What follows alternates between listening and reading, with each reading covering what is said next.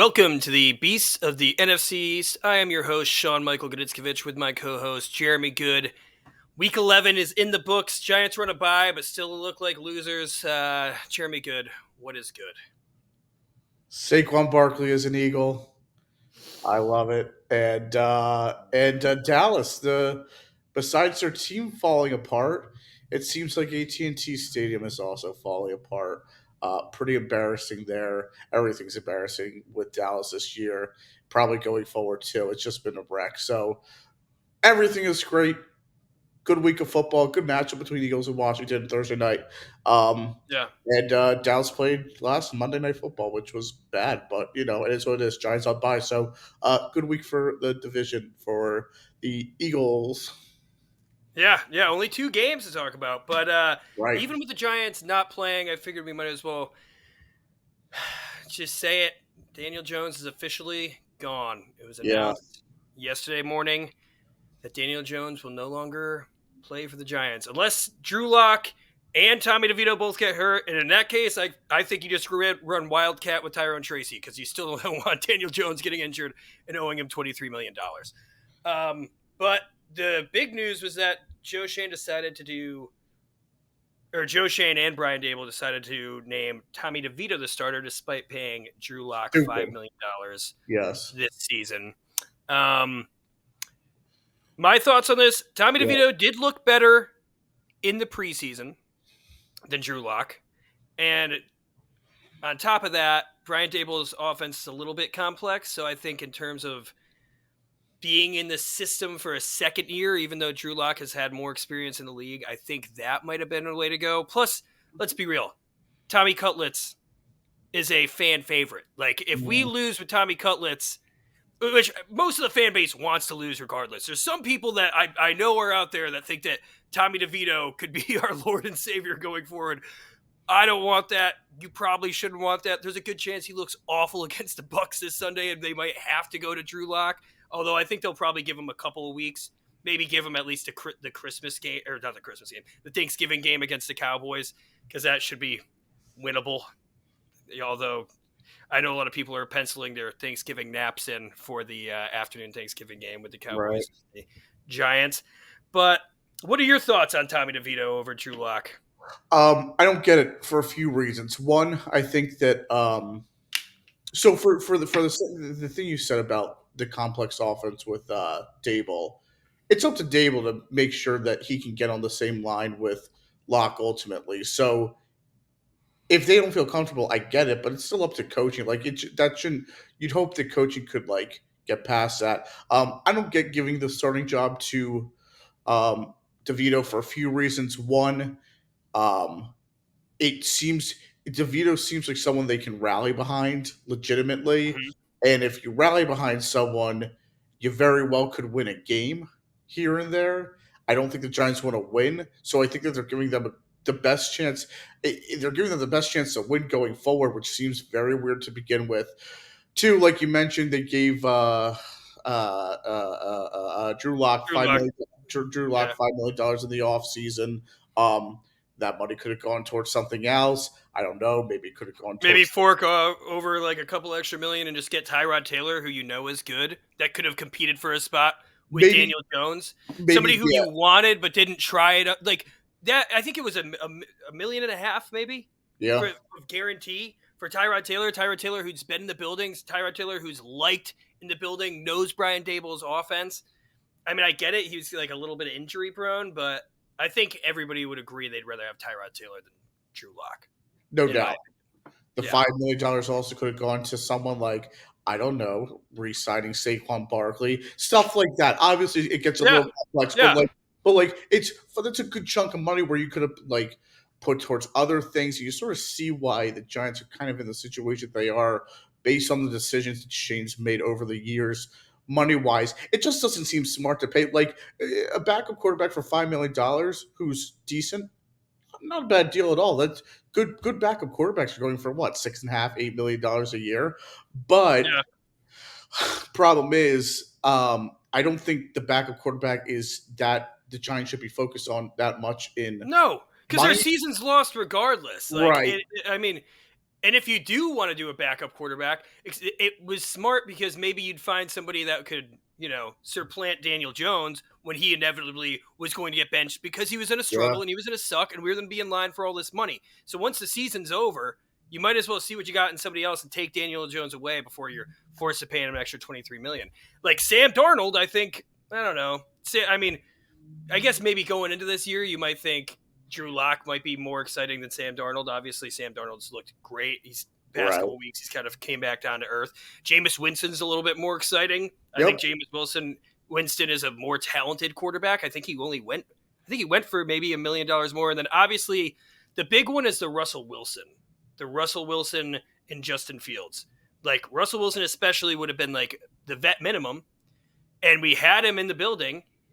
And the only reason why I signed with the Steelers is because they said he was going to be the starter, and I know that we were still kind of attached to Daniel Jones, but there's no way you could see Daniel Jones being the franchise quarterback moving forward. I think they should have just cut bait and give Russell Wilson a shot. I mean, I know he struggled last game against the Ravens, but other than that, Russell Wilson has looked really good so far with the Steelers. So those are my thoughts. I mean, I think the Giants need to just get a new rookie quarterback. But that's tough to get. And the way things are, this week we fell to the 5th pick from the 2nd to the 5th just because of the strength of schedule. So we're losers there too. It's frustrating.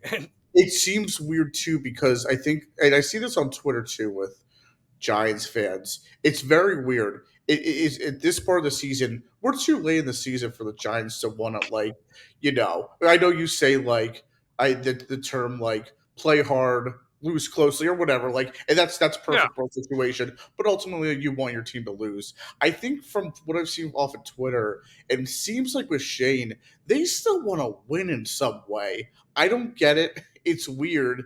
You're only going to worsen your draft position for a quarterback. We sort of saw that with Daniel Jones back in 2018, where he was picked at 6 instead of maybe being able to. But of course, there are other quarterbacks too. But again, nonetheless, I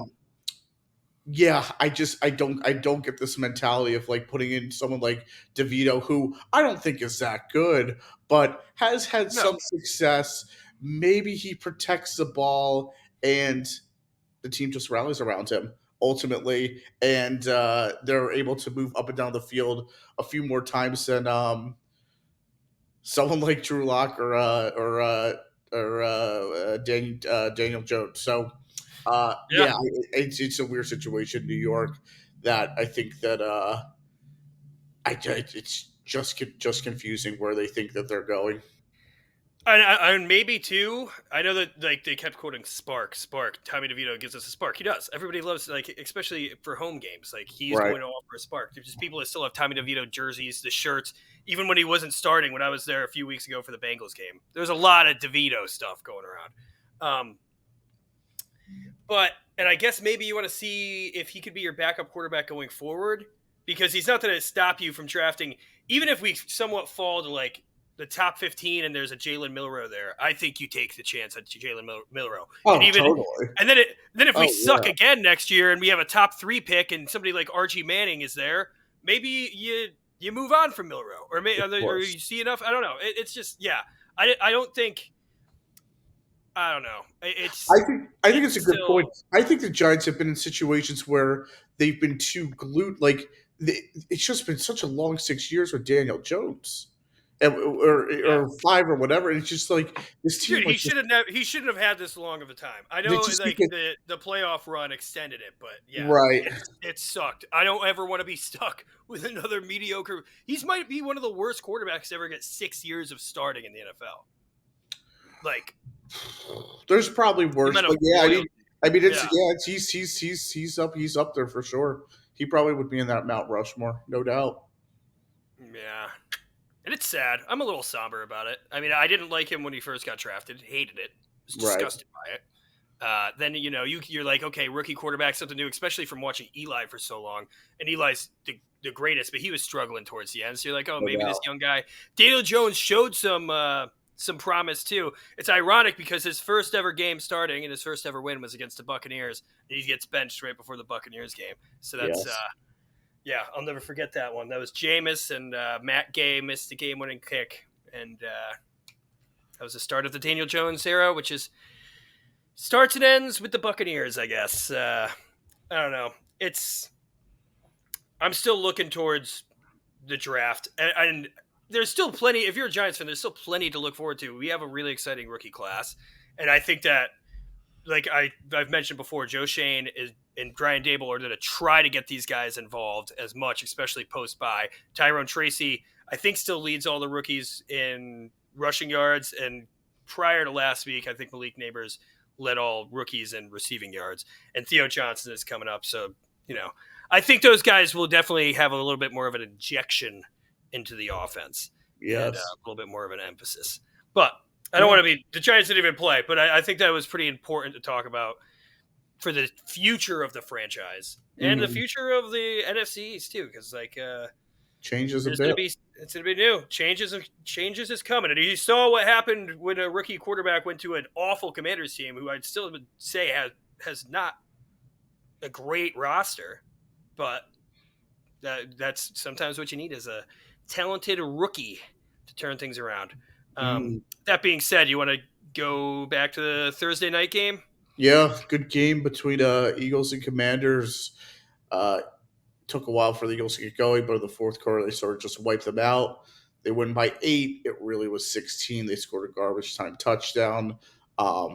That last drive, too, Washington had no idea what they were doing towards the end, which was kind of great for the Eagles because they killed so much time, but a lot of weird running plays within the red zone, not getting out of bounds.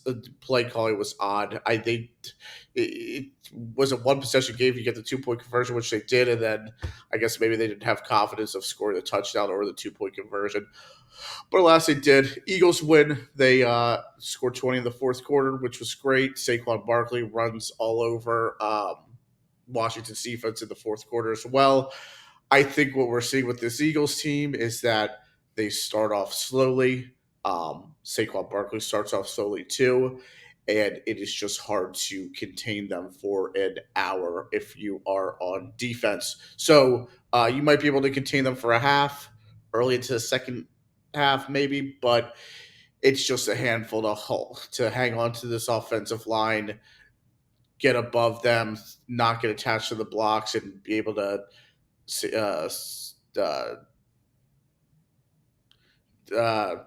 be able to control or contain Saquon Barkley for 4 quarters. So that's what seems to be the offensive identity for the Eagles. It's great. I think teams are picking up on it. Dallas's run defense was awful. It still is awful, but it was awful 2 weeks ago. When the Eagles played them, but they shut down the Eagles' run game early on, say with Washington last Thursday. Not a good run defense, but they shut them out early on because they could game plan for that stuff. I think that's where the Eagles are going to have to adjust a little bit, mix it up.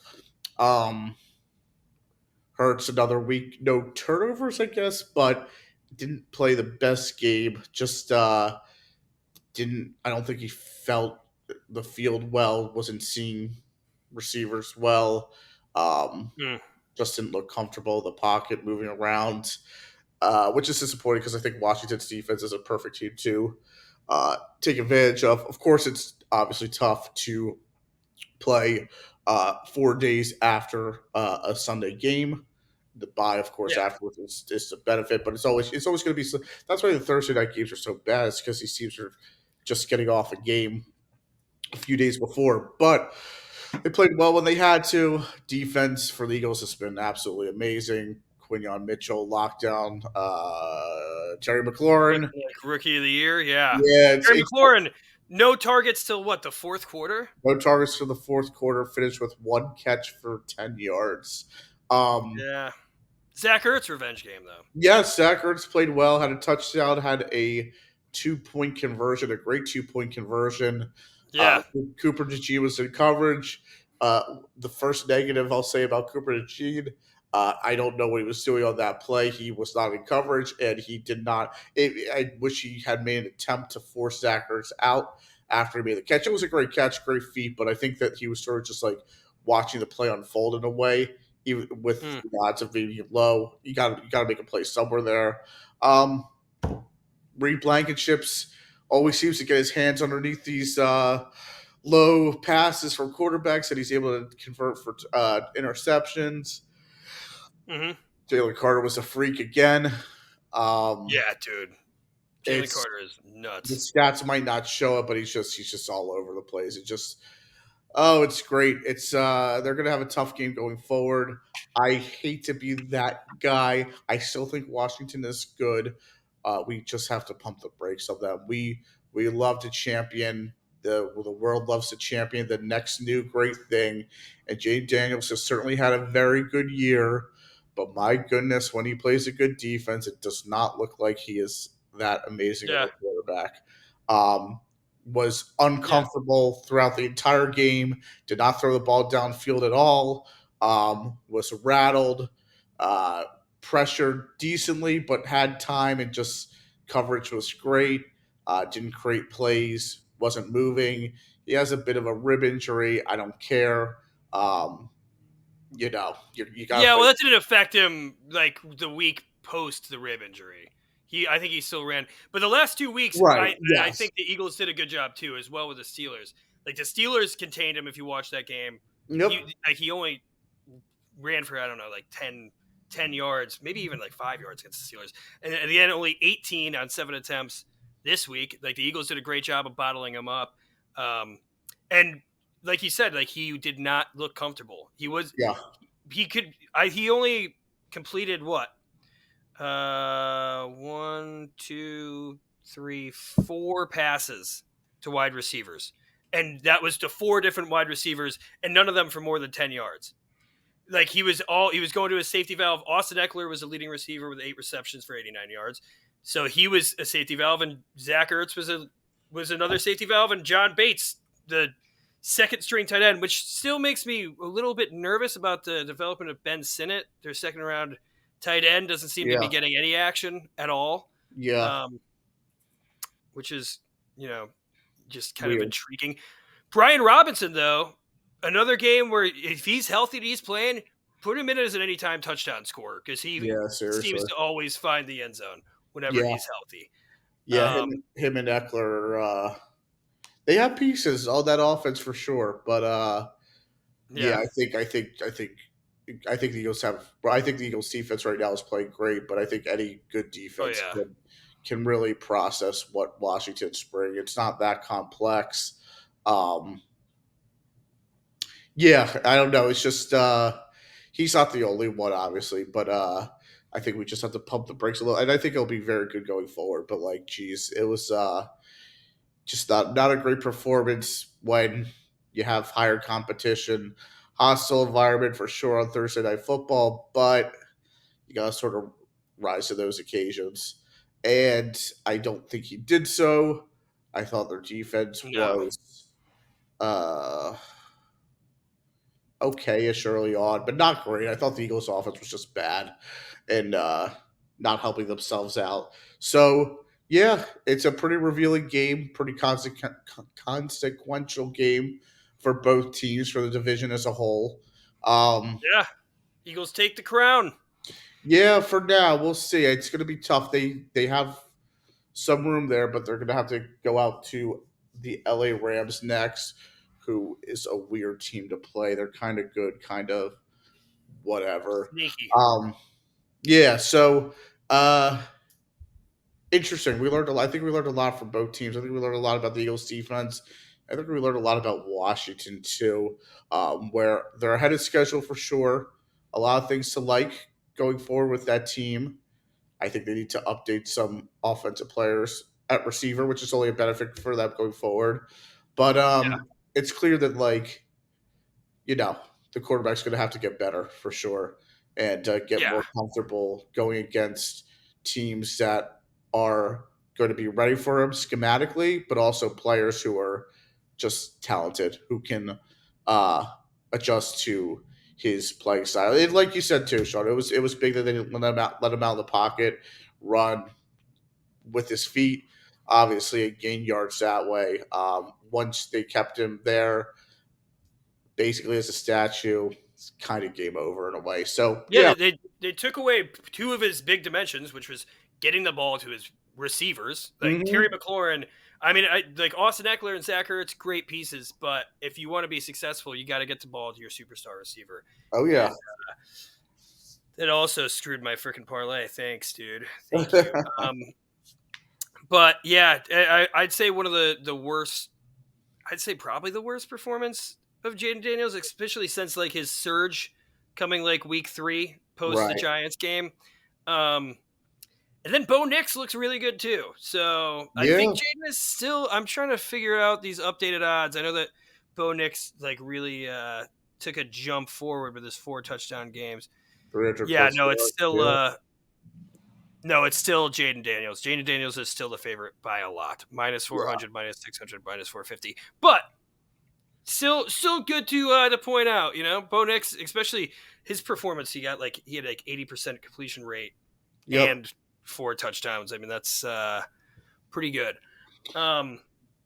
Commanders though, I still want to Frankie Louvu still looks good. Like they made some good pieces. Austin Eckler, like you said, looks like a good compliment to Brian Robinson. I think they still need a wide receiver too. I mean, they definitely need a wide receiver too. Definitely. They have like the Luke McCaffrey pick at the end of the 3rd. There's other receivers I kind of liked better, but then again, those receivers haven't really shown up that much this year either. Like the likes of Javon Baker, you don't really see much of him, and yeah. Eagles though, Nolan Smith gets another sack. He looked good as a speed rusher. And yeah, Saquon Barkley. Let's be real. It's that's another reason why the Giants lost is because Eagles fans are just chanting, "Thank you, Giants! Thank you, Giants!" You heard that? You're welcome. You're welcome. And you know what? Running backs everywhere, you're also welcome because Joe Shane wanted to be on this whole anti-running back, especially anti-running backs post age 26. Well, guess what? You drafted a rookie who's fucking 24. Right. So, I mean, he was a wide receiver for most years, but yeah, what you think you only give him 2 years? Yeah, I'll give him credit too. The Eagles have made the last decade have made playoffs, have been successful by not paying running backs, but every rule can be broken, and special players should absolutely be paid.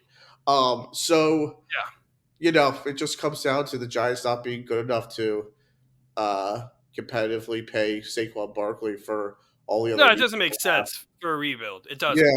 And honestly, I know this is the Eagles. You know, we're talking about the Eagles and the Commanders, but Bobby Skinner broke down a good stat that Tyrone Tracy in games as a starter this season is 5th in yards per game as a running back, which is like 85 or something like that. You know, and yards per game. 85 yards per game combined, rushing and receiving. No, rushing, just rushing in games that he's started as the lead back. Oh, like since he's become the starting back. Okay. Which I mean, I think is a pretty, you know, I think that's if you're deducting his success since he's become the starting back, because you can't include like weeks 1 through 3 prior to Devin Singletary getting injured. Yeah, I think he had like 5 rushes, you know. I think you need more of a sample size than that to be like. I think that's kind of selective, and I think that any running back who gets like we've seen like we've seen like the Phillip Lindsays get hot for like a certain so like true.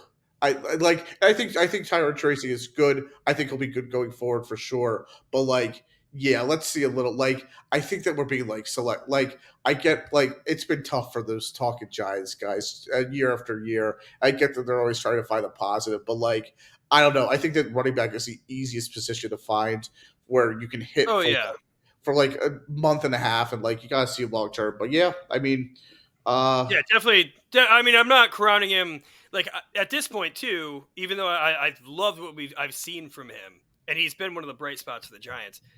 I'm not, you know, if there's like a running back, like a good running back in the 3rd round, 4th round next year to complement him. Totally.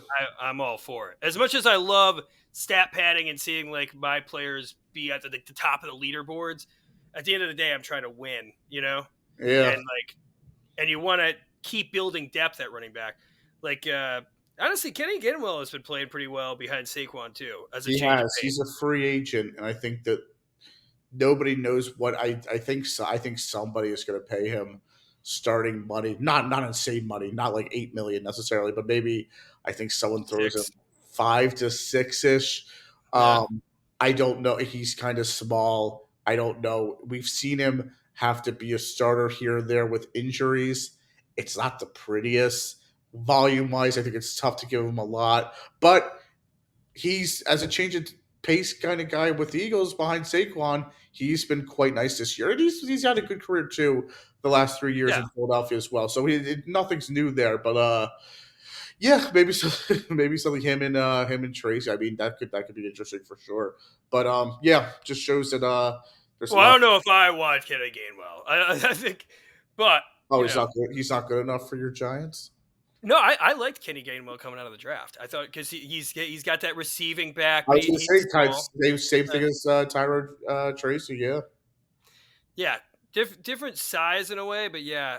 But I feel like you guys also you drafted like Will Shipley, who hasn't really seen the field, but he's Yes. almost like the same skill set as a Kenny Gainwell. Like he's a isn't he little like bigger, receiving, a little bigger shifty? version, similar where he's Yeah, versatile and can hit the hole. Also gives you a little bit of power. I wish we used Will Shipley a little more. I get it. You don't like you need Saquon, and like when you have a guy like Saquon, you want to use it. yeah. And whenever they don't use it, they use Gainwell. I guess there aren't enough touches. It would be nice here and there to see Shipley a little bit, but alas, I guess it's quote unquote a good problem to have if you're the Eagles. Oh yeah, 100%. Yeah. Um, and then another game where Devonta Smith kind of doesn't see the production. Yeah. Like he's had a lot of slow weeks this year, But AJ and Brown too, because AJ Brown yeah, AJ, he only had one yeah, more. I think only one more catch, maybe yeah, two. Um, one more catch, but yeah, yeah, one more catch, 5 catches for more 65. yards. But Yeah. yeah, Uh, this is sort of what I'm almost saying. double the yards per This catch. is Yeah. sort of what I'm saying about this team. I think you guys like AJ Brown and Devontae Smith. Uh, you should use it more, especially because Oh yeah. I think teams are going to game plan around Saquon Barkley a lot more going forward. Playoffs, better teams there too. So yeah, I think they should get more Especially look. the Lions, man. The Lions have a good Yeah, defensive front, some big run stoppers. yeah, Um, yeah, but I do see the tides shifting where a lot of people are saying the Eagles are number 2 in the NFC, and if you look at it, I mean, I think they are record wise, are they not? They I should think be, they right? are. Yes, and I Tied, think at that least tied for second. I think that Detroit also has had a very easy schedule as well, and they are very beatable, as we've seen the Texans show. Even though they didn't finish off the job, I think that the Lions are beatable. I won't go into it, but Yeah, yes. So yeah, very good team nonetheless. But I think that interesting, interesting there between both teams. yeah. No, definitely interesting. Cool. Yeah. Anything else you want to talk about with the Eagles and Commanders? Or you want to get to the Dallas Cowboys? Now we can jump into Dallas. Yeah. Dallas Cowboys continue to be clowned and lost again to Houston at home, and Yep, they were down by more than 20. The stat continues. Like you mentioned, teams falling apart, stadiums falling apart. yep. I like that. Yeah, that's kind of crazy. Yeah, That it's kind of Jerry World scary is just actually. yeah, it's like really kind of nuts that is the case. Especially when they had the big fight there, like just what 2 days prior to Right. big Jake Paul Logan Paul fight that was Yeah. or Jake Paul Mike Tyson that was totally not worth it. Which by the way was I don't know about you, but I had to actually go onto an illegal stream. But you didn't hear that. It was better than Netflix, which I have Netflix. It's just Netflix wasn't working, so I was like, let me just Unbelievable. see what's going on here. But this dude, Serrano won the fight prior. I feel bad for people who just tuned in for the Mike Tyson Jake Paul part because Right. it was That a was a joke. good one. But But the fight prior with I Yes. think Katie Taylor and Mm-hmm. Amanda Serrano. Amanda Serrano was, I mean, her eye was about to fall off, but I think she Yeah. won that one. But back to the Cowboys, which it is kind of like the Jake Paul Mike Tyson fight. I would say slow, not very exciting. The Texans, CJ Stroud, I feel like continues to struggle. Yes. Um, Malik Hooker had a nice interception there on him, and he wasn't that successful in the air. But alas, the Dallas Cowboys run defense continues to just allow people to run all over them, and Joe Mixon goes for 3 touchdowns and 109 yards. Jeremy, what are your thoughts on this game? Yeah, I think the Texans were just able to run on Dallas well with Mixon's 3 touchdowns on the ground. That'll be a backbreaker. Yeah, He's ran for more than 100 yards, average 5.5 yards per run. It's going to be hard to beat teams when that is the case. Tank Dell, Nico Collins evolved enough in the pass game, Mixon as well. Yeah, Stroud. I thought accuracy wise decent ish, but just has not been the same quarterback as he was last year, which goes to show when we crown Daniel Jane Daniels. Look at C.J. Stroud. Sophomore slumps happen a yeah, lot. It didn't matter to yeah. the Texans. You're playing such an awful team in Dallas that you just don't need to throw the ball that much against them. You don't need to beat them throwing the ball. You can beat them by big Joe Mixon runs or just beating down their defensive line and running the ball down their throat throughout the game. And or Cooper Rush just getting or fumbling it, having your tackle pick Rookie it up left tackle. Yeah, with Tyler Guyton and then fumble it immediately. Dumbest thing you can do as a tackle. Don't run with the ball, just fall down. You have no ball skills, you have no running skills, you have no protection skills. It always is. It's delusional when I see these offensive linemen running with the football. Alas, he fumbles. Eagles bust. Derek Barnett picks it up for a touchdown. hell yeah, It's it's Tennessee Bowl. yes. Derek Barnett, of course, recovered the Tom Brady fumble in the Super Bowl that helped the Eagles win the Super Bowl in 2018. Um, yeah, Dallas is just bad, really bad team. Cooper Rush has given them no glimpse of hope. They don't rally around him. Uh, it's weird too because we've seen him be successful when he first came in, and now he's just like awful. Well, also the O line it's not the Dallas O line that we're used to seeing. I True. mean, 5 sacks from the Texans. Daniil Hunter, who's a beast, had no issues there. Derek Barnett, as you said, I believe that sack came on that play with the Yeah. fumble. And then Danico Autry also, and Tim Settle Jr., who I didn't even know was a player in the NFL. But yeah, and on top of that, the pass rush, like the two of the strengths of the Cowboys, when they were on top of the NFC East, their O line now falling apart, their pass rush and their running game too. They've always had a good running game. Whether it be Zeke Elliott or Marion Barber or obviously Emmett Smith if you go way back, and even the Tony Pollard kind of struggled as the lone lead back last year, but they've always had He was something. a running attack. Yeah, Yes. I mean he's better than Rico Dowdle. I don't know Well, what that's like yeah. Rico Dowdle again, 2.8 yards per carry. Cooper Rush, another week where he was just barely over 50% completion rate, but this time at least he had 350 yards, which is an improvement over his 40-yard games. I think it gives a little bit more hope. It's a little bit more exciting. Obviously, the one Kevontae Turpin catch that I think was like a 60-yard touchdown catch that he took, that little like hook, Just a brought it to the house. the Texans. Yeah. But which is surprising because they have a good secondary. Yeah. And at least CD Lamb, because I was panicking because I have him in a fantasy league and in our fantasy league, but Yes. at least he was able to get the ball. 8 catches for 93 yards, as opposed to last week. I think he had 6 catches for like 20 yards. So at least they were able to get him the balls in space. That's another thing too. Like Cooper Rush, even though he's getting these passing yards, he's not leading receivers. He's leading them into dangerous situations too.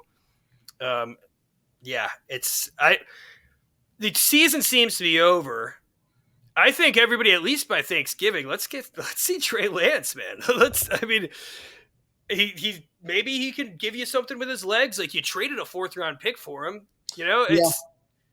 It's like, we've seen him. We saw him in the preseason. I think he had like 5 interceptions, right, in that one preseason game. Yep. So it's not like he's showing any promise, but you gave him so much. A little bit more excitement. You gave him so much for him at the time, and Dallas, like, they were so excited. They thought they were so cute with the move. Yeah, he got in against the Eagles. It looked awful too. So it was a debate who was worse, him or Cooper Rush during the Eagles game. Rush, 55 passes,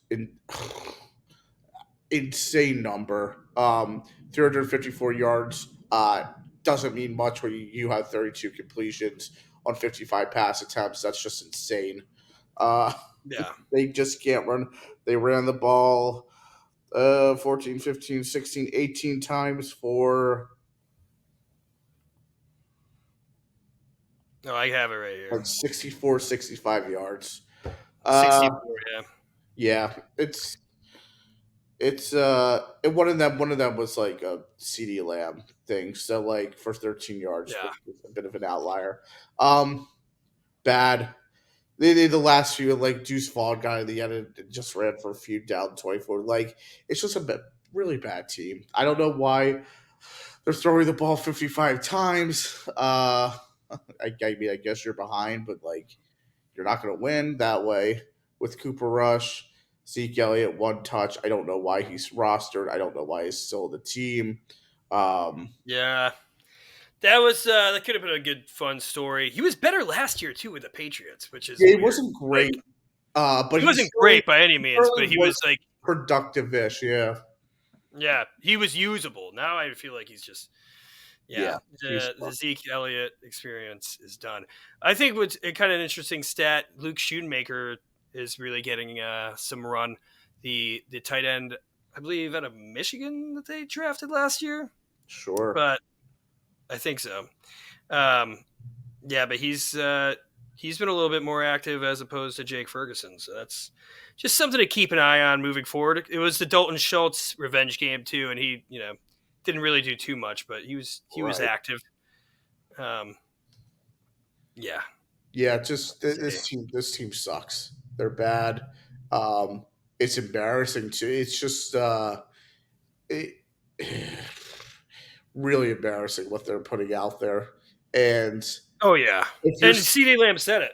Like, their teams are looking to embarrass the Cowboys, especially the Houston Texans. Yeah, and then they have 2 NFC East opponents coming up, and I don't care if the Giants fans want to tank. We're not going to tank. The Commanders, after coming off one of their worst loss and performances, they're going to probably go and kick their ass. Yeah. Like, the Cowboys might end up with a higher draft pick to the Giants this year, which would be nuts, man. I don't know if I'm CeeDee Lamb, I don't know if I would play the rest of the year.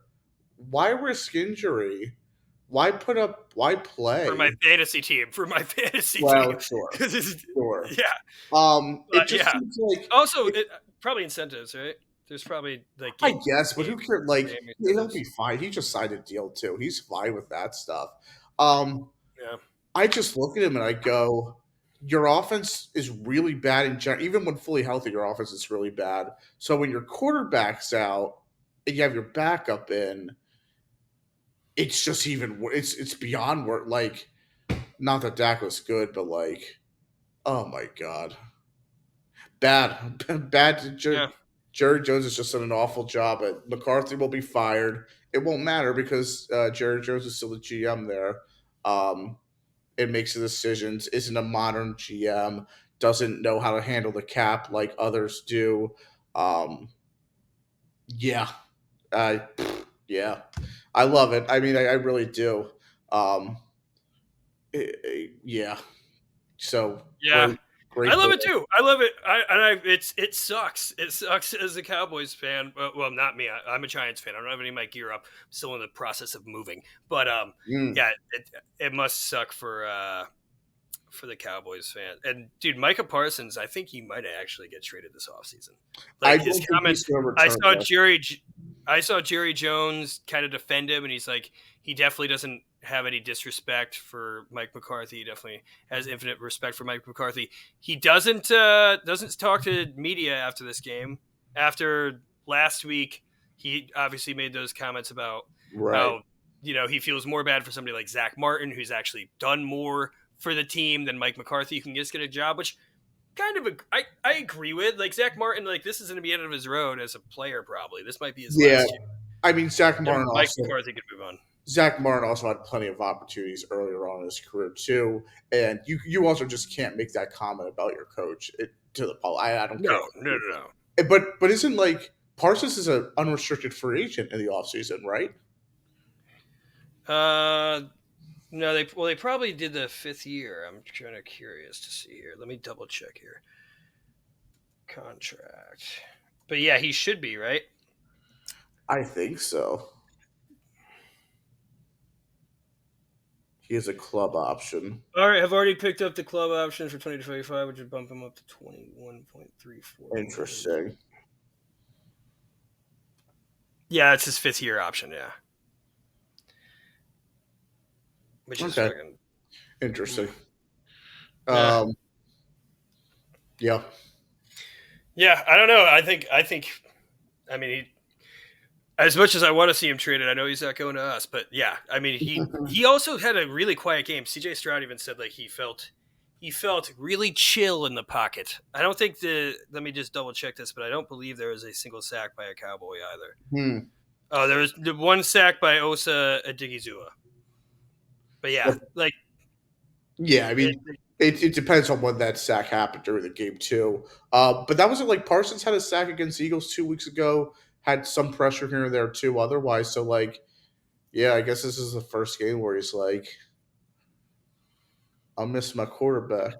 But also like, why would you like Dak was awful too when he was here? So yeah.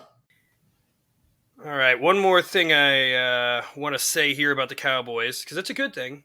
They're getting sparse this time of year with the Cowboys, and I'm sure a lot of Cowboys fans have already seen this. But Kevontae Turpin was the fastest ball carrier of the season on that on that touchdown play, hitting 22.36 miles per hour. So yeah, 26. 22.36. Oh, okay. I think it is the fastest. That's still fast ball carrier since like 2022. Wow. So, yeah, it was. I don't know, man. Play him up. It was. I feel like I'm pulling hairs with like trying to find a compliment. It was a good play by Dallas. Yeah. But it was kind of one of those plays where it's like, Texans were kind of out of sorts, and then they're able to rebound and be like, all right, that can't happen again. So in a way, but yeah, good play. What was that, around a 55-yard play, more or less? Yeah, I'm trying to remember. I think it was like 54. Yeah, 64. Something like that. It was a good chunk of Cooper Rush's 350 yards. And it was in the first half too. So you're sort of like, at that point it was 14-7. You're like, maybe Dallas is able to muster a little something. Who's to say? And they're just not good enough, not talented enough. They were in it, So that was the other thing that I guess before we totally shut down this game. I don't think we've brought it up, but the Mike McCarthy opting to negate the field goal, which was good, right, in order to go for it. Yes. And that would have made it a one-score game, a one-touchdown game. Ultimately, they didn't score at all after that. So, I mean, right. I guess you can't really. It's tough. I think in some ways I get what McCarthy's actually doing because you just need a lot of points if you're like. Oh, yeah. So, like, in a way, like, and he did this against the Eagles, too, the week before. I think it was a little different, but it was a similar idea. Not where, like, where he was like really aggressive for the points. And I get it. It's where they are. I don't blame them for that. I don't think that's bad coaching. I think that's what you have to do. So just unfortunately they didn't score ultimately. But even if they scored, a touchdown, maybe it becomes more interesting. But it's at a certain point they just can't hold on. They just can't keep up. They're not good enough. And we saw that with the 34-10 result. They keep losing by 20 plus at home. And I think that speaks volumes to who they are. We know who Dallas is. I think like that's if you're looking at this from a positive standpoint if you're a Cowboys fan, this team is just really bad. And they're really bad in the same ways every week. They don't score. They give up a lot of points, and they just don't have enough playmakers on either side. Definitely on offense, but it's just like they're very consistent at that, and not good for this year. But like if you're taking notes, it's like adjustments need to be made, and maybe they can get to them a little earlier on because of the fact that they will not be going to the playoffs and just don't have any hopes for extended season like that. So maybe if to their own benefit, they could start early in trying to piece together a better team next year. I don't know their salary cap, what it looks like. I know they're kind of in a way like with Dak's contract, with CeeDee's contract, they're kind of in a hole there with like I think that's like almost half of their even salary Micah Parsons' 5th-year option. I think we were just him too. Yeah, I mean, and assuming they want to get a mega deal with him, I mean, those three could add up. I might be wrong. Those three could add up to like 60, 65, maybe. Don't quote me on this. Maybe 70% of the salary cap. Oh, it's just and they're great. They're great players, but besides Dak, so there's a 64-yard, by the way, 64-yard. Oh, 64. Okay, I just saw that. Got it. Yeah, similar. Yeah. Yeah. I don't know the money situation, but like, hopefully they find some ways to move around some players, cut some here or there, yada yada yada. So I don't know. I think that they're just so bad that there's only one way to go, and that's up, and that's just making better decisions. I don't get. I feel like a broken record. I don't want to talk so long about it, but like, I just don't get how you didn't go into the season without a real run. Like, oh my god, it's not even like you didn't get like you don't have a real like starting running back, which is going to hurt, but you don't have like a running back room either. Deuce Vaughn. 5'4", whatever he is. He's not a real running back. Rico Dottle. He's I don't know if he's like that. Like he shouldn't be. He shouldn't even be an RB2 in the league. That's that. So that's the point. Yes, that I think is the point I'm trying to make. He shouldn't be an RB2. And he is ultimately he's an RB1. Bring back Zeke. Bad. Just not a good player anymore. Anywhere close. Probably not great in the locker room. We saw that like he was late to a meeting or whatever. It's just like and with the receivers, like just banking on another year, like Brandon Cooks had such a bad first half last year, then he picked it up, but banking on him again. Ferguson, I don't know what I think we all thought Ferguson would be better. It just he's been dealing with injuries too. But hey, like I said, Schoonmaker, the 2nd-round pick last year was I guess they're trying to get him more involved. Maybe. Yeah, Tolbert, you can't rely on Tolbert. Can't rely on Tolbert. Yeah. There's just too many guys who it's like, wow, that would be interesting if they broke out. They have a lot of quote unquote breakout candidates like we tried to do before the season in August, and they never break out. And that's that's bad drafting. That's just bad evaluation with those guys. Yeah, Tolbert's a great one. Yep. Michael Gallup back in the day, another one who was like, this is a year for Michael Gallup. This is a year. And I think that this team would actually be like, I shouldn't say this, but I think they'd be better with Michael Gallup right now. But I just don't even think he's in a roster. I think they wouldn't be like that. They wouldn't be like that much better, but just like it's quality and it's quantity too with the weapon. It's just I mean, I'm trying to like be positive about Dallas in ways some people think just blow it up. I don't know. Yeah, it's tough because you already gave the if you didn't have Dak under contract, it would be so much easier. Yeah, and that's That's why the hope isn't there. That's why we've been contemplating: are the Giants Right. better off than the Cowboys? There is a little bit of hope, I guess. So now you can look at Tankathon, which earlier I said the Giants moved to fifth. Actually, with the Cowboys' loss, our strength schedule went down, so we actually moved to fourth. So Oh. yeah, after the Cowboys lost, we moved to fourth. But the Cowboys are currently at the ninth pick, and I haven't Okay. seen a mock where they don't get Ashton Jeanty in the first round. And even that, like, I go don't ahead. know. Yeah. No, I mean, I think. I mean, if you're the Cowboys watching this shit run game, it was like when I wanted Saquon Barkley. It was this number 2 overall pick, which Right. was it smart? Probably not. Right. But especially when Josh Allen was in that draft. I mean, everybody was thinking Sam Darnold or Josh Rosen at that time too. Which Yep. I mean, that was didn't really pan out. Even if Sam Darnold's having like a renaissance now. Actually, Lamar Jackson was like one of my favorite dudes going into that year. Yes. But I don't know. I could see Eagles, them going Ash and GT. I mean, this isn't but at as 9? exciting. At 9, That's I know. just insane. I mean, you saw what the Lions were able to do with Gibbs as like a 1-2 punch at 15. I think it was 15 or like top True. pick for sure. The difference I think with Detroit is they had a lot more pieces. They had a lot more they had a lot more payroll. They had a lot more like things coming into place. And it also is nice that they were able to team up Gibbs with Montgomery, where they can divvy up the roles half and half, not lose a beat with either of them. So yeah, I agree. I think the comparison I'll give is when the Eagles were looking to draft Bijan Robinson, he was a little too early. The Eagles ended up with Jalen Carter, so it was completely fine. In that draft, I think the Eagles could afford to draft someone like Bijan Robinson at 9 because they just had a lot of things established. If you're a good team and you're drafting high for whatever reason, you can go after like a running back.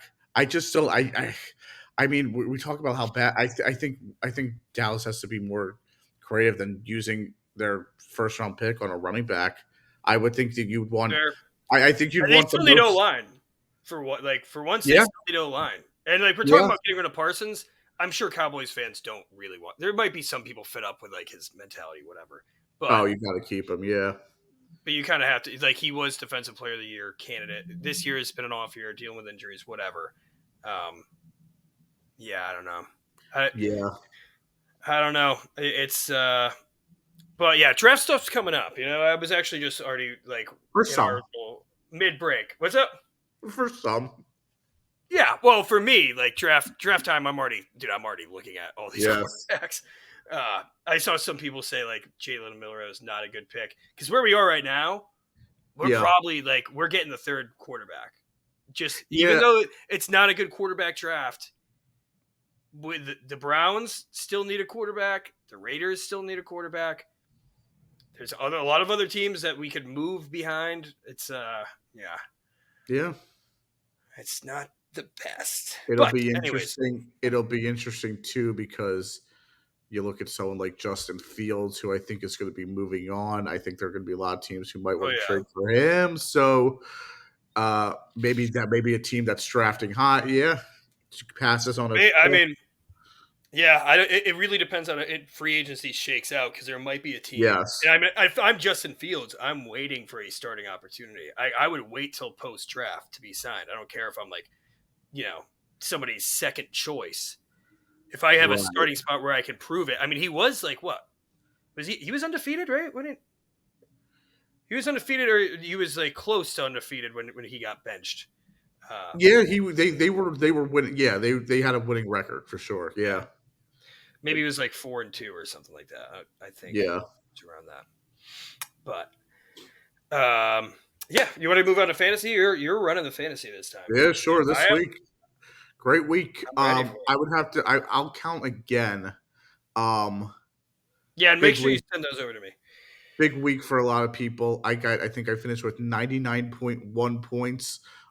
Big contributors were Jalen Hurts, but the biggest one, of course, was Saquon Barkley. Yeah, who would have thought? You know. I'll Wait, tell you dude, what. let me just preface though. What this Yes, is a best ball me and Jeremy did. We correct. only drafted NFC East players. It's the best quarterback, best 2 running backs, best 2 wide receivers, best tight end, best flex. That's it. Only NFC East players. So yeah, Jeremy, what I you finished have with to, you had to 99.1. Zach Ertz 99.1. came in handy. I think it was a bit of a down week for you. I could have counted this wrong and maybe giving you a few extra points. I have you at 77.6. Fair, you know. Tough week. It's interesting with the a quarterback play really dictates a lot. And I'll tell this to everybody.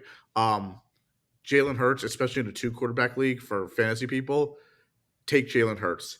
His bad games are still pretty elite for fantasy. So, and like I said, against the Commanders this week, I didn't think Hurts played a great game. He wasn't awful, but like it just wasn't like it was whatever. But still, He batted cleanup when Saquon got tackled on the 1 because I have yes, him in a fantasy league. yes, And I think there's been like 7 Jalen Hurts touchdowns yep, where 7 Saquon or 8, yep. gets down, within the 7-yard line, and the one where they didn't give it to Jalen Hurts, Saquon lost yardage. So like It was actually a question that Sirianni was asked on yesterday on Monday if like he thought it impacted Barkley in a bad way, and so but yeah, it's crazy how there's so many guys that and not just Saquon or Jalen, but like so many guys in fantasy that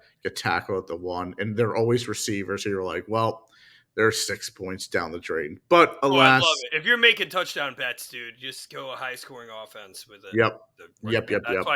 That's why you get these like minus 200s. I think sometimes Saquon is like a minus 200 anytime touchdown too. Oh yeah. But I mean, sometimes Derrick Henry is like minus 280. That was the same thing with Christian McCaffrey last year. Yeah. Yeah, I did bet, by the way, Joe Mixon. I might have already said this. Joe Mixon 2+. I should have done 3+. Oh, there you go. 1,000. Yeah, I made some good money on that Cowboys game.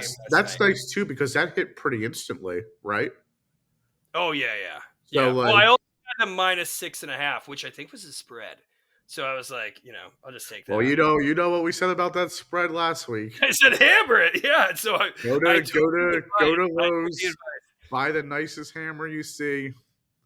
Oh my God, poor Dallas. Hey, what was my highest score though? If you know, let me check. It was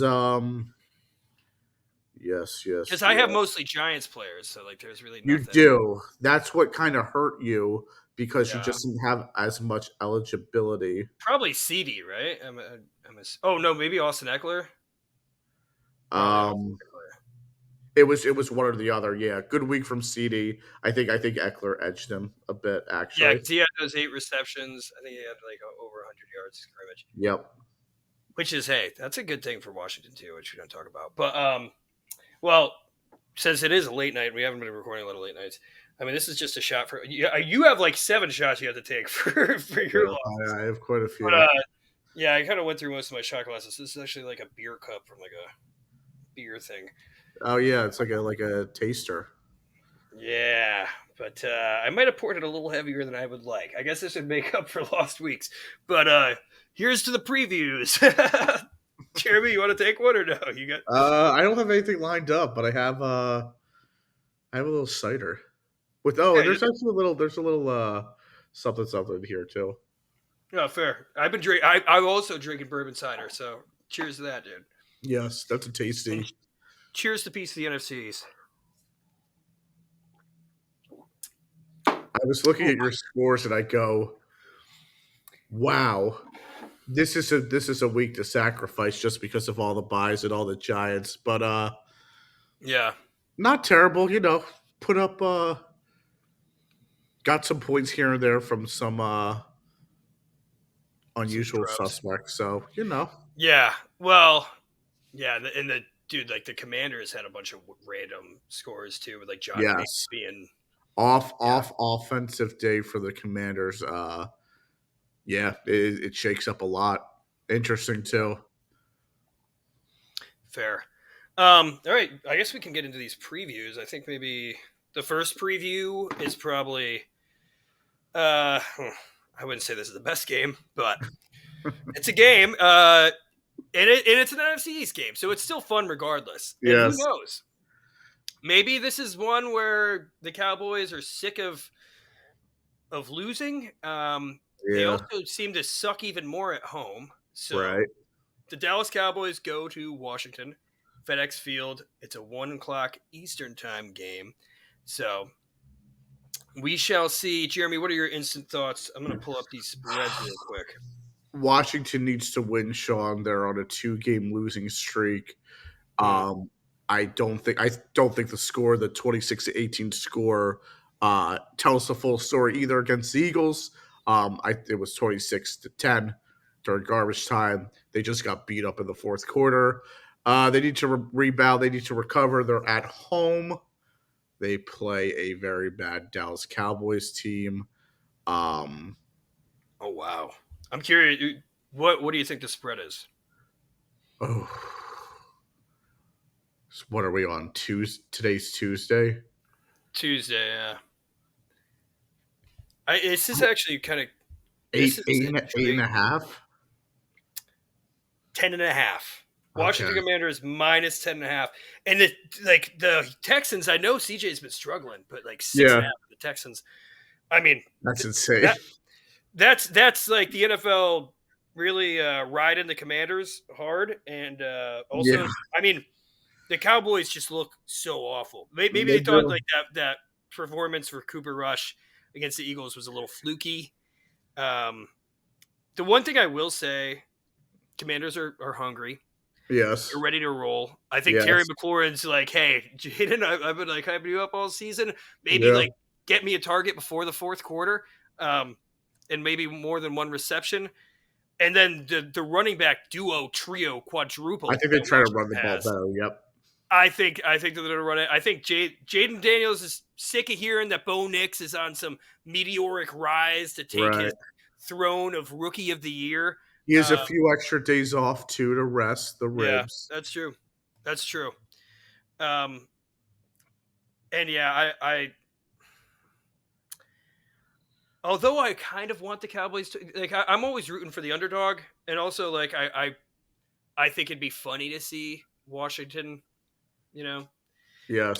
get embarrassed by this embarrassed, just clowned Cowboys team. Right. But I don't know. Do you take that spread, Jeremy? It's a big number. Do you take Commanders minus 10.5? Because that's. I think Washington. I think because Washington the last 2 weeks, I think Washington covers just because of that. We know they can score. We know they can play well. We know they can beat bad teams. I think that's maybe just how they recover and what they fall back on. Yeah. I'll tell you what. I could see the Commanders covering a 10.5 spread. I mean, I could see it easily. Although that being said, and also let me just do a quick Google. I don't know if there's any update this early in the week, but Marshawn Lattimore is still yet to play. Right.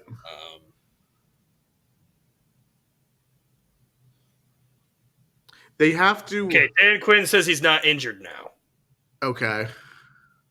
So. Okay, so I'm assuming he's going to play this week. Sure. Against the Cowboys. Maybe that sparks some new rivalry, you know, instead of Mike Evans in the NFC South, maybe it's CeeDee Lamb. Yeah, I'm still Cowboys fans already fucking hate us, and I've kind of been like rooting for you, but now it's gonna get a hand. I think I'll go Commanders minus 10.5. I'll do Commanders. I think I'm gonna go Commanders minus 10.5 too. Obviously, because it's a rivalry game. Maybe if Dallas comes out with fight, I guess I wouldn't be surprised if they lost by less than that. Washington will win, of course. But I just Rush has been awful. Trey Lance, I don't think has a chance. They're going to have to kill a lot of time with the ball if you're Dallas to make sure that they cover 10.5. I don't think that's going to be the game plan, and I don't think it should be. They just have to score, period. I will say this. I just looked at it. So, yeah, Jerry Jones actually has said today Trey Lance will not be playing next week. It's going to still be Cooper Rush. I don't know if that changes mid-game, but yeah, I mean, I do want to say Washington 10.5. I'll take it. Jerry Jones just loves his ginger backup quarterbacks. Yep. Garrett ginger, Andy Dalton ginger, yep. Cooper Rush ginger. I mean, he loves his. Kyle Orton wasn't. I guess Kyle Orton wasn't a ginger. Yeah, I don't probably know. had a little bit in the beard. Maybe it's the bears on him that I see, but I don't know. Yeah, but I feel like there's a little orange in the beard. Yeah. Anything else you want to talk about this game? The over/under is at 45.5. I think this is on DraftKings currently, so it might be. I know DraftKings and FanDuel seem to have different odds. I mean, I like it's so hard to do over/under with a team like Dallas because they just don't score. I'll go under. Yeah. I don't know. I feel like Dallas is good for a good fighting 10, you know? Mm-hmm. And I think the Commanders could score. Yeah, I don't know. I'm also kind of leaning under if I actually had to put money on it. But the next game. Are you done with anything else? Yeah, I feel like that was. I'm done. Beyond done with that. Was plenty coverage of the Cowboys. Let's see. So the Giants, Tommy DeVito, man, this is my time to shine with talking about my Italiano king. Yes. Tommy DeVito is playing a home game in New Jersey, so he's got that New Jersey power. He could just freaking walk from his mom's house to MetLife, right? After eating some cutlets. Do you want to guess the spread on this, Jeremy? Sure. It's in New York. Bucks. In New York. New quarterback should give them a boost. Bucks. Yeah. Minus 4.5. No, because that's 5. That's a bad number. Bucks minus 3.5. Oh, dude! You were closer. It was closer the first time. It's actually 5.5. Minus 5.5. I knew it. I knew it. Yeah. I'll tell you what. There's been some good. Like Kirk Cousins has had some really good work on the Bucs secondary. I feel like the Bucs secondary is kind of lacking. I do like their front with Kalijah Cansey and Vita Vea. Their edges, like we've discussed, kind of blow. So this might be another game where Evan Neal looks good. Right. Because go try on Shrinka and yikes. Yaya Diaby. 2 really great names, by the way, for edge rushers. Yes. Both are kind of mid edge rushers, so I could see Evan Neal looking good, which I still want to see. I mean, I don't care. Like, I don't want to. Until Evan Neal is good and gone. Right. Yeah. Like, I still want him, and he's still only year 3, huh? Yeah, year 3. So we still have 1 more year. I doubt we pick up his 5th-year option unless he blows us away in this final half of the season. That'll be expensive, yeah. But it is post rookie buy bump. And all of our rookie class is looking good, aside from Darius Masua. Darius Masuau. Yeah, whatever. But he does have the only pick for the Giants. Okay, yes. So we should see I want to see Theo Johnson more involved. And I feel like also with this rookie class, aside from maybe Malik Neighbors, Tommy DeVito got a lot of work with them in the preseason too, because they weren't playing with the first strings. Oh, interesting. So Tommy DeVito already has that chemistry with him, and Evan Neal, I think too. Evan Neal wasn't playing with the first strings. He was injured for most preseason. Right. So, yeah, I'm doing Giants plus 5.5 regardless. Like Joe Shane just raved about on our bye week press conference. You know, we have 5 one-score games that we've one-score losses that we've played. Yeah. Which, when you have 8 losses, that's like not really that impressive. But right. You can pick apart that a little bit for sure. It depends on the teams you played as well. But I'll go Giants plus 5.5. But I still Okay. want to. So yeah. What do you think, Jeremy? This is tough because I don't know how the Giants are going to respond with a new quarterback. I think everybody thinks you get a boost. We saw with Dallas that's not the case. I think in this case they do, and I think that I'll take Giants plus 5.5 too. The Bucks. You think we might actually win though? Yeah, I mean, I don't think the Bucks are that good. They don't have Godwin. They don't have Evans. Baker is good even without them. Has moments, but if you jump in front of a pass, he's going to turn it over a good bit. Being reckless. That's what I want to see. I want to see interception too. Like just talking pre. No, I think I'm still going to take the Bucks, but I won't. I could see the Giants. It's in New Jersey. I could see the Giants winning. I think I'll still take the Bucks. I think the Giants will cover though. Yeah. Yeah. Also, Sterling Shepard revenge game. Just want to put that out there. I love Shep. I think he could honestly. He's old, so he wasn't going to really be a part of like the Giants rebuild. But, I think he still would have been. He still would have been great on the Giants this year. Like I think. Yeah. If we were actually trying to win, I love Shep, and he's made some decent contributions. As like a bench receiver for the Bucks, and he played college football with Baker, which is just a cool stat. True. But the actual Sunday night football game, which I'm intrigued by, I'm actually very intrigued by, and I think one of the better games of the week, one of the closer spreads. 2 teams that I have a chance of making a deep run in the playoffs. Even the Rams with their struggles this year, I feel like at any point could be a Super Bowl. They had some. Always weird. Yeah. Yeah. I still love their team, especially offensively. So yes, the Eagles go to L.A. SoFi Stadium, and Jeremy, I'm going to start with your spread guess. Unless you already it opened at Eagles minus 2.5. I'm gonna say maybe it jumped to Eagles 3. No, it's actually still Eagles 2.5. Still 2.5. I mean, I think that makes sense. That's a hard pick 'em. I think this is actually I agree. Is what makes it a good team. I agree. Good game. Eagles minus 2.5, especially with the away push, but you know how LA games are too. I feel like you don't really have the home field advantage in LA. It's kind of like Eagles living here in Nashville. It was all purple for the Vikings game. Yeah, Eagles fans are notorious. Like there's just a lot of Eagles fans in the LA, Southern California area too. They flock to those games. So it'll probably be like 60-65% Eagles fans there. Yeah. And I think your defense with Vic Fangio is showing out. Yeah, and he certainly picked it up. Every single level. I don't think we talked enough about Zach Bond earlier either, but Zach Bond is like been great. That's the linebacker you guys have been searching for, I feel like. Oh yes. Yeah. He is good, dude. And I loved him coming out of Wisconsin. And I kind of envy you. You're getting him at his peak, but I think that's also maybe a Vic Fangio effect too. Might be.